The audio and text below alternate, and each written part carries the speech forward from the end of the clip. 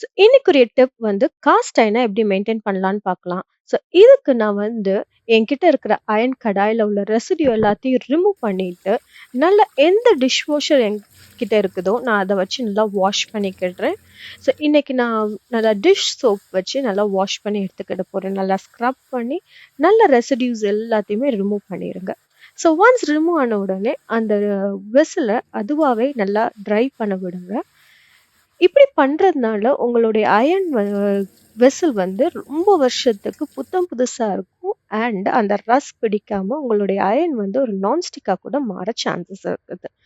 So once try ஆன உடனே நான் இன்னைக்கு நல்லெண்ணெய் ஊற்றி நல்லா எல்லா சைடும் ஃப்ரண்ட் அண்ட் பேக் வந்து நல்லா ரப் பண்ணி நல்லா எடுத்துக்கிட போகிறேன். ஸோ அந்த ஆயில் நல்லா அப்சர்வ் ஆகி உங்களுடைய நான்ஸ்டிக் வந்து இப்போ நல்லா ஒரு புதுசை யூஸ் பண்ணுற ஸ்டேஜுக்கு இருக்குது.